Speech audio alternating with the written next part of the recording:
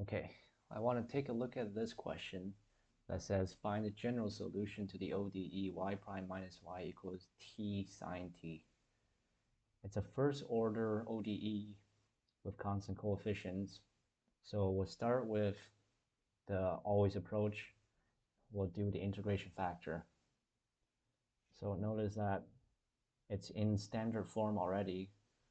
-1 is our p of x, which is literally in front of here. All I have to do is that say mu equal to the the equal to e to the power of the integral of p of t, sorry, dt. There you go.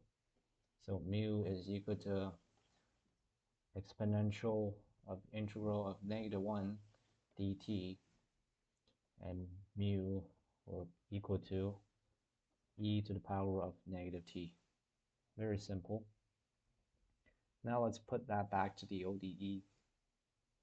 We know that if we multiply e to the -t on both sides, that we get one side is the exact derivative of e to the -t times y.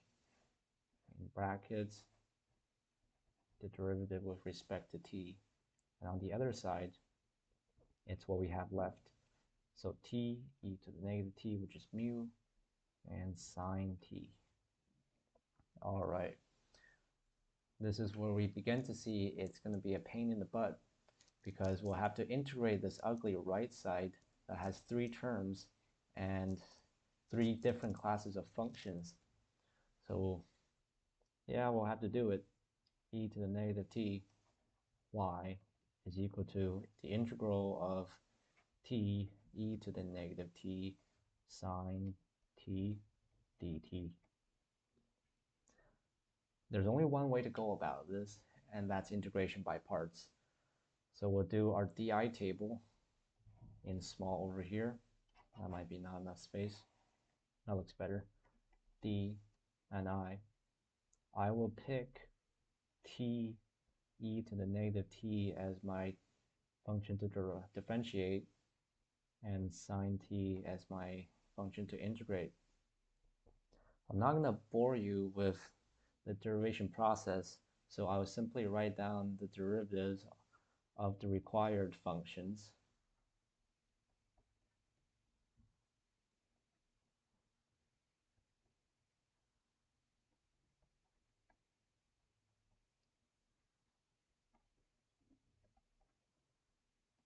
Okay, I purposely only wrote the exact number of differentiation and integration that I need because sine repeats over here and I know exactly that it's going to repeat from the third row.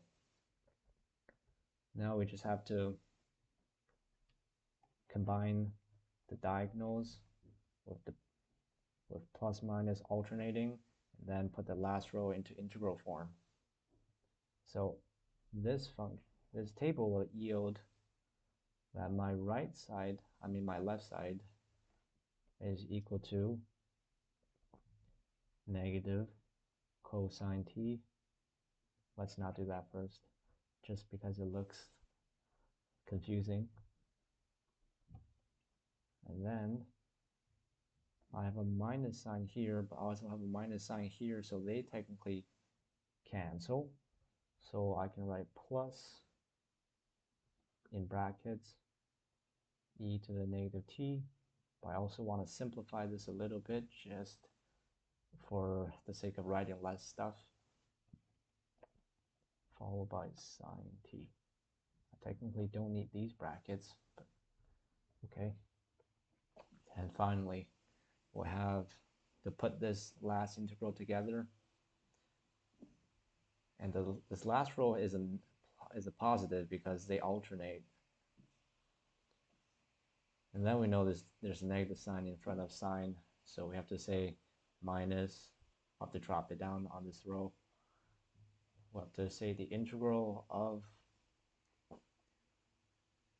let's simplify that as well a little, e to the -t, followed by brackets -2 plus t sine t and dt.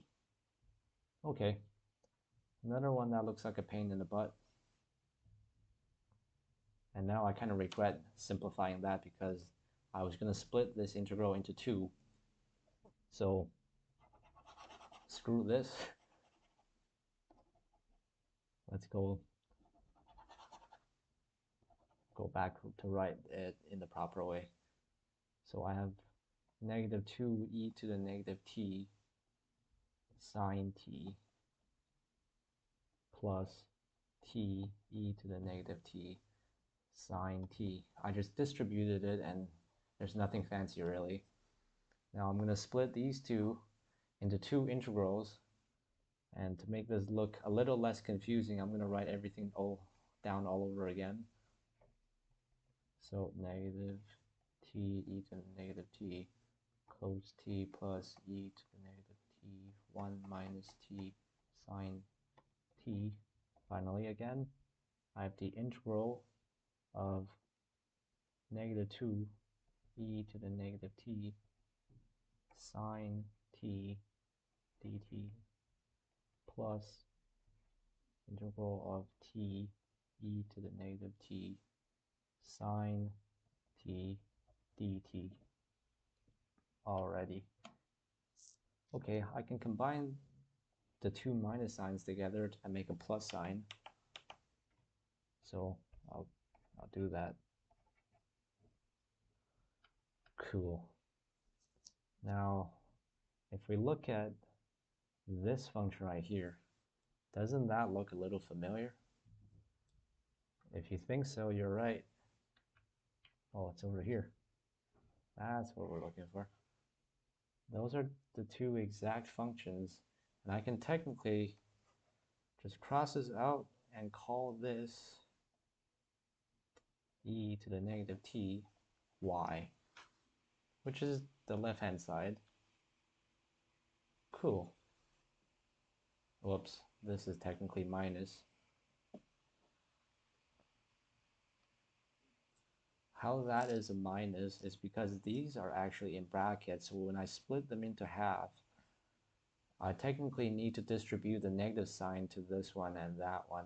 I only gave the negative sign to that one, but I forgot about the other one, so I have to put the negative sign back to where it belongs to. So I will move this thing to the left side and get 2 e to the negative t y, and then have this long expression of math on the right side again. I'm pretty sure you don't need to write this much steps as I did here, but it's good practice.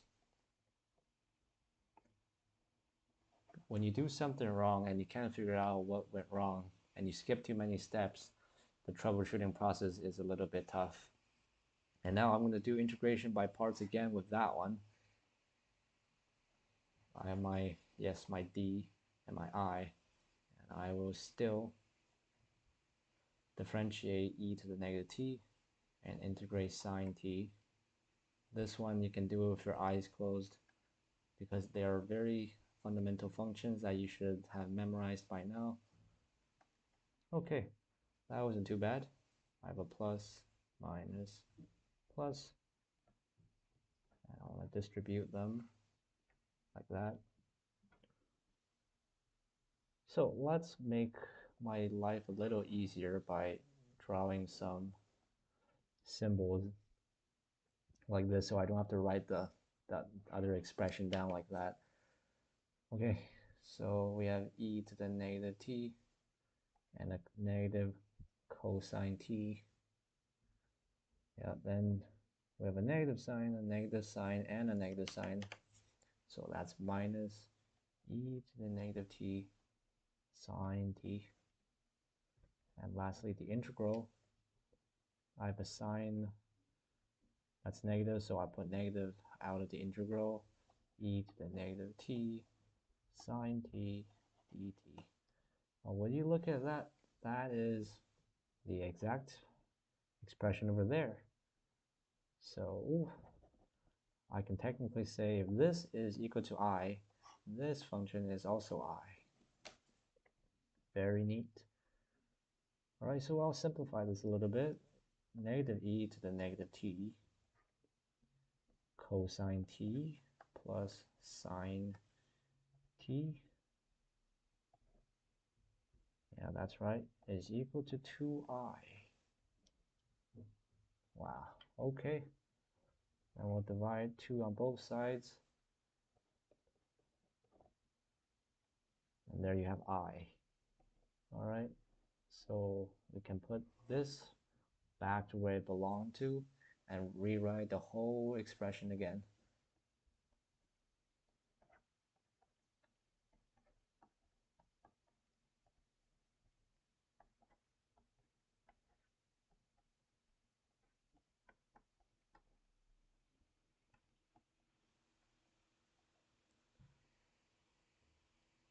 Okay, now I just have to write what I've simplified over here.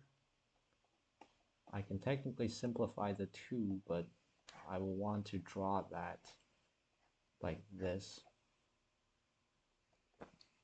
Oh, I don't need another side. Cool. Oh dear. I'm going to cheat a bit and simply copy that and paste it down here.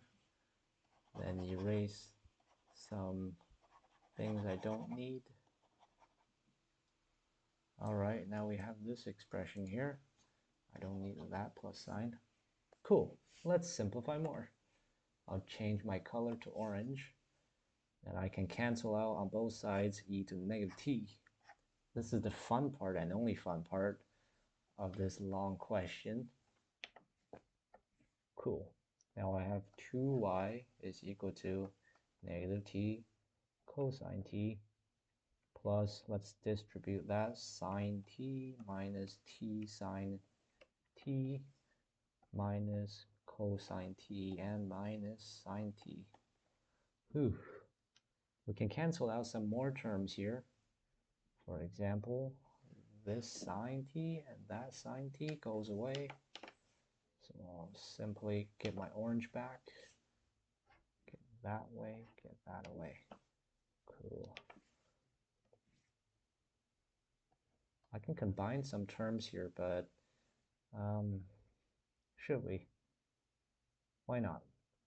We'll put the negative sign out, then we take a cosine t out, and we can combine a t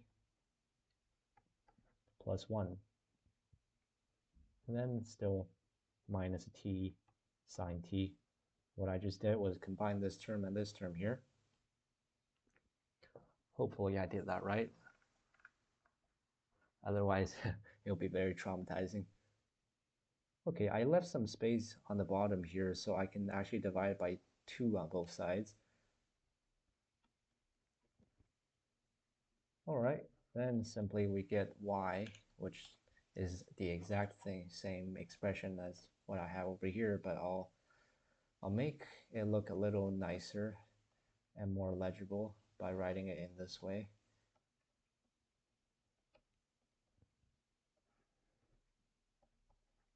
Cool.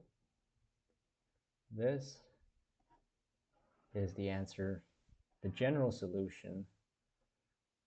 Not yet, actually. We forgot a very important thing. So let's see.